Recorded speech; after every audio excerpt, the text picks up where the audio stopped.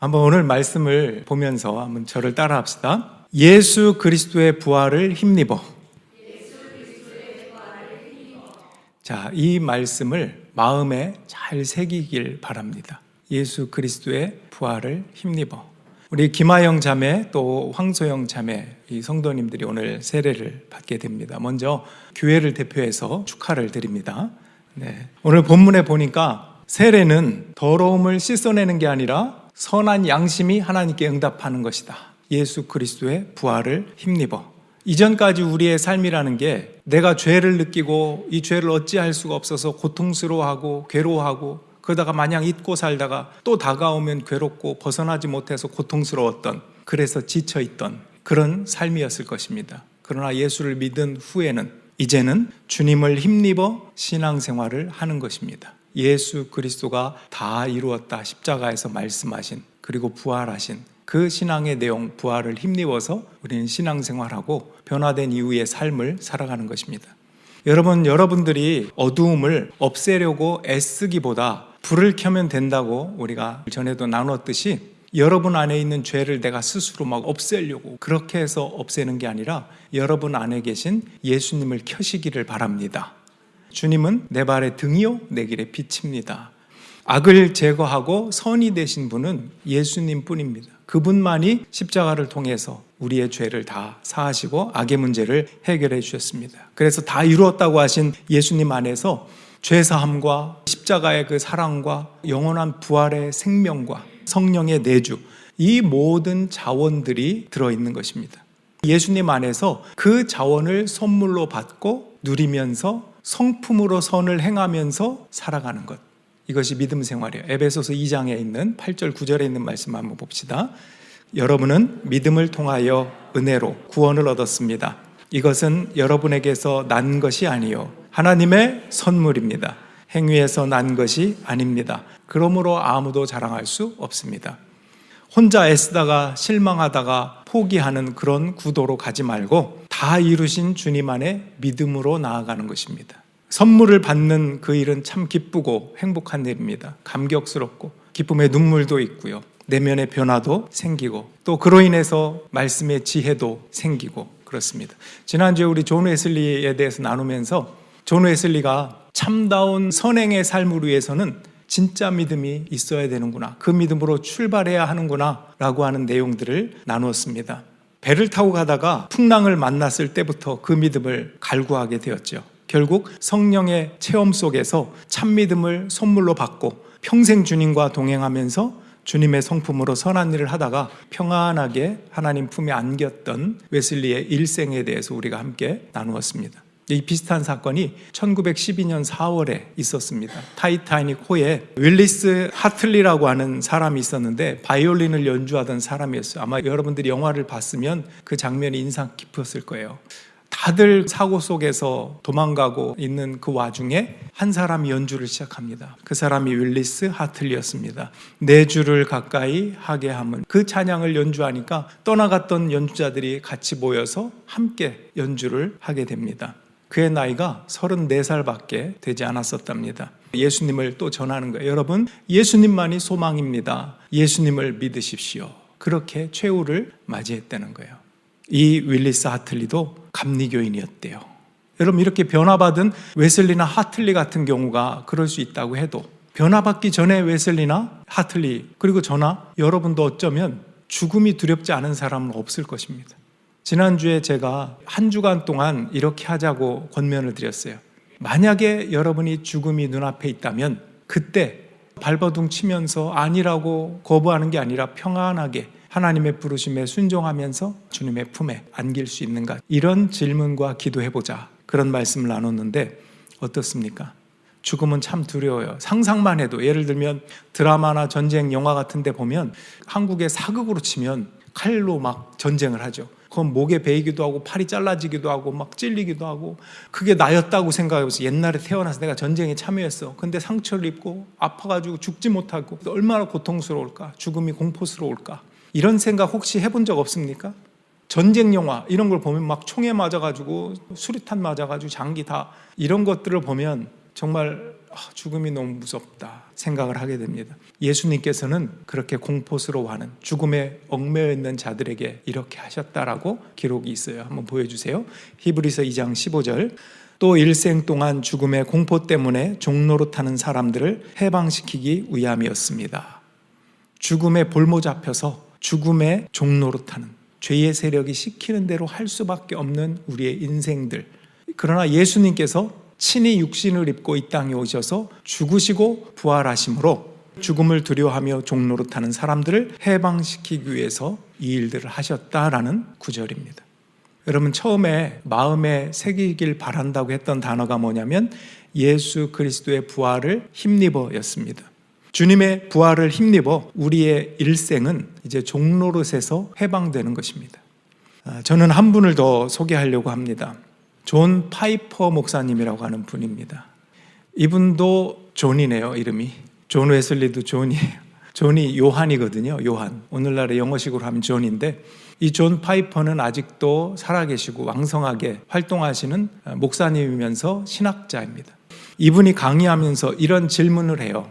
제가 왜 이런 질문이 한 5년 정도 됐음에도 아직도 생생하게 기억하고 있냐면, 그때쯤에 제가 40대 중후반 이렇게 가면서, 저도 신앙인이고 믿음이 있는 사람이지만 그럼에도 불구하고 그런 단계들이 또 있을 수 있나 봅니다. 과연 삶이 뭘까?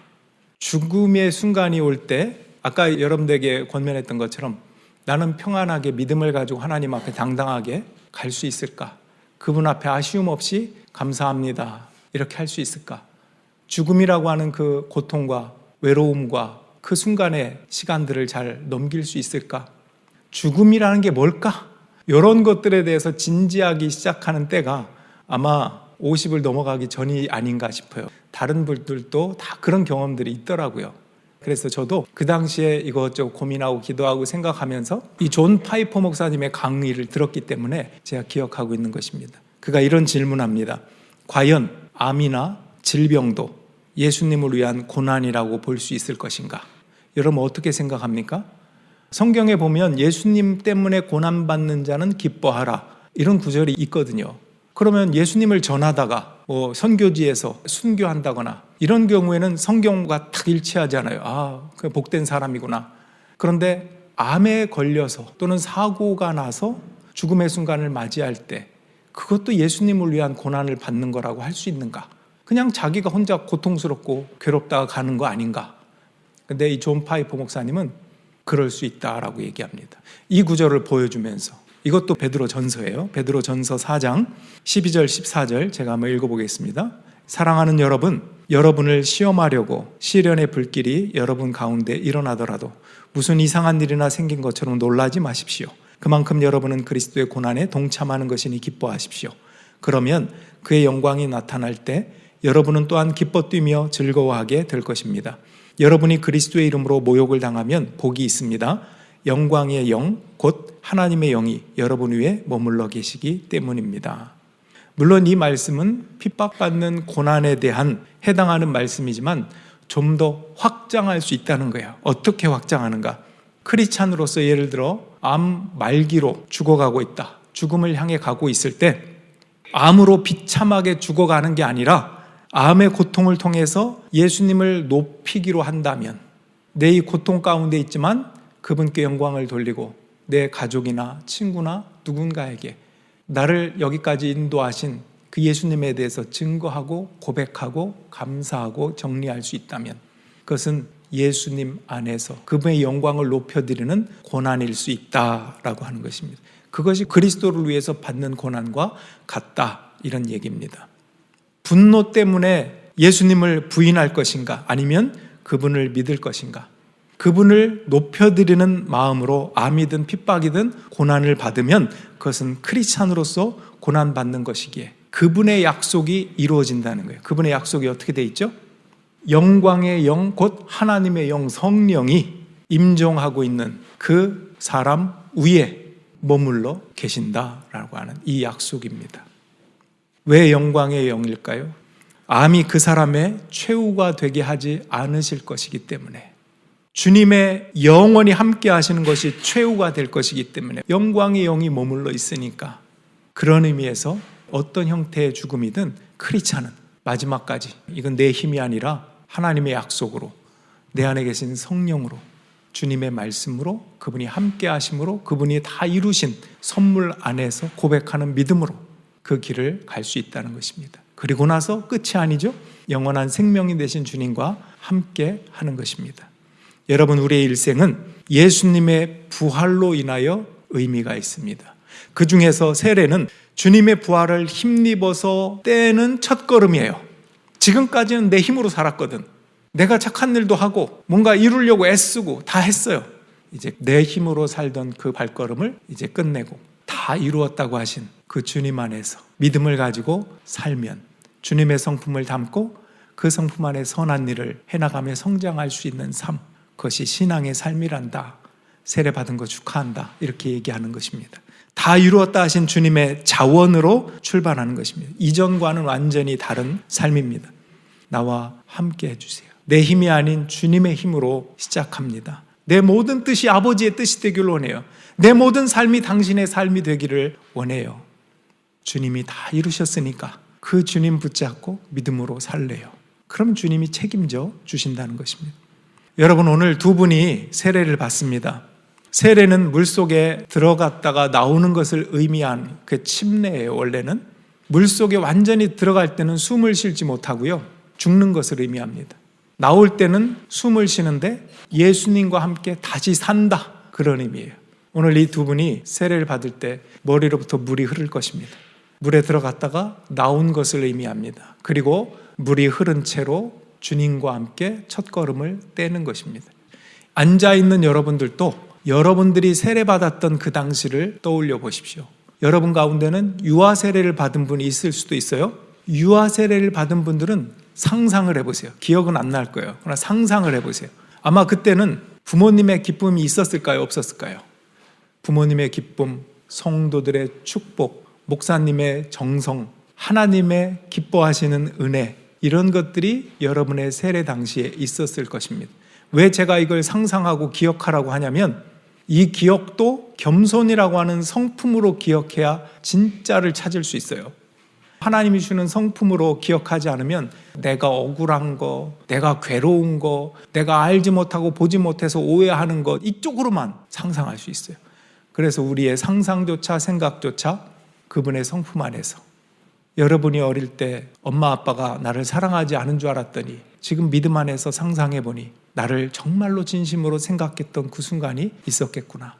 나는 그걸 보지 못했기 때문에 언제나 오해하고 그렇게 산 것도 많이 있었구나. 겸손의 마음으로 하나님 앞에 이 세례의 자리에 참여하자라는 것입니다. 하나님이 함께 하십니다. 하나님이 우리를 새롭게 하시고 우리 안에서 일하십니다. 내가 한다, 이런 마음을 가지면 어렵습니다. 힘들어집니다. 주님이 일하십니다. 오늘 세례를 통해서 여러분이 사랑하시는 주님을 다시 한번 만나고 세례받는 두 분을 함께 기뻐하며 축하해 주시기를 주님의 이름으로 축원합니다. 자, 이제 한 분씩 나오셔서 세례를 받으며 갖게 되는 마음을 표현하고 읽도록 하겠습니다. 먼저 김하영 자매님 나눠주시면 감사하겠습니다. 한국에서 생활할 때 교회를 가게 될 기회가 몇 번이 있었습니다. 하지만 그저 몇 번의 방문으로 그쳤습니다. 가까운 지인의 지속적인 권유에도 바쁘다는 핑계로 나중에 가보겠다고 미루기만 했었습니다. 그런데 제 삶에서 생각지도 못했던 밴쿠버란 곳을 우연히 그리고 갑자기 오게 됐는데 온 지 얼마 안 돼서 이곳 린벨리 한인교회를 찾아와 보게 됐습니다. 이곳을 와서 처음 목사님 말씀을 듣고 나서 제 마음 안에 있던 밴쿠버 교회에서 얻어가고자 했던 유학생 엄마의 부끄러운 사심이 사라진 듯하고 선하게 살아보고 싶다는 생각을 해보게 됐습니다. 이렇게 교회가 제 삶의 큰 일부가 되어가고 있는 지금 이 순간이 문득 신기스럽습니다. 밴쿠버에 오게 된 것도, 린벨리 한인교회에 오게 된 것도 그냥 우연이 아니라 어쩌면 하나님의 뜻일 수도 있을까란 생각을 해봐집니다. 아직 부족함이 많음에도 불구하고 하나님의 사랑과 은혜를 받을 수 있는 기회를 주셔서 감사드립니다. 이 세례를 받음으로써 선한 마음을 갖고 감사하는 삶을 살아갈 수 있도록 노력하겠습니다. 아직 부족한 저의 신앙이 더욱 깊어지고 영적으로 성장할 수 있는 기회가 될 수 있기를 하나님께 기도드립니다. 네, 감사합니다. 은혜로운 나눔 감사합니다. 그리고 황소영 자매님 나오셔서 나눠주시겠습니다. 안녕하세요. 오늘 세례를 받으며 제 개인적인 경험을 여러분께 이야기할 수 있어서 정말 기쁘게 생각합니다. 저는 약 4개월 전에 림벨리 한인교회를 다니기 시작했습니다. 아이와 함께 처음 이 교회에 온 날 작고 아름다운, 특히 색이 입혀진 창문으로 들어오는 햇살이 너무 포근하고 따뜻해서 저와 제 아이의 마음을 편안하고 따스하게 감싸주는, 예배를 드리는 동안 이 따뜻함과 편안함이 새로운 일상 속에서 지친 마음을 어루만져 위로받는 느낌이 들었습니다. 림벨리 한인교회에서의 시간들은 저에게 작지 않은 변화를 가져다 주었습니다. 교회에서 배운 가르침은 단순히 종교적인 의미를 넘어서 아이 어머니로서 그리고 어른으로서 가져야 할 바르고 고운 마음과 성품에 대해 깊이 생각하게 해주었습니다. 이런 배움은 저에게 큰 깨달음을 주었고 더 나은 사람이 되기 위한 밑거름이 되었다고 저는 생각합니다. 다른 무엇보다 하나님의 말씀이 왜곡되지 않고 저에게 전해지는 은혜를 받았습니다. 이 은혜는 축복이었고 그로 인해 저는 자신의 삶을 되돌아보고 앞으로 나아갈 방향을 한 번 더 생각하게 되었습니다. 하나님의 말씀은 저에게 힘이 되었고 그 말씀을 통해 위로와 용기를 얻었습니다. 하나님의 가르침의 씨앗은 앞으로의 삶에서도 싹을 틔우고 자라 큰 나무가 되어 저와 함께 할 것이라는 믿음이 생겼습니다. 오늘 저는 세례를 받게 되는 은혜를 경험하며 저에게 새로운 시작을 알리는 순간이라 믿습니다. 이 특별한 순간을 특히 저는 하나님의 자녀로서의 책임과 사랑을 되새기게 되었습니다. 앞으로도 말씀을 통해 계속해서 성장하고 더 나은 사람이 되기 위해서 노력할 것입니다. 저에게 이러한 은혜와 배움을 주신 하나님께 감사드립니다. 이 순간을 함께 축복해 주시는 여러분에게도 감사드립니다. 감사합니다. 우리 두 분이 진실된 마음으로 이렇게 감사와 또 은혜들을 표현해 주셨습니다. 우리 이제 세례 예식을 거행할 텐데 축복하는 마음으로 이 예식에 함께 참여해 주시기를 바랍니다.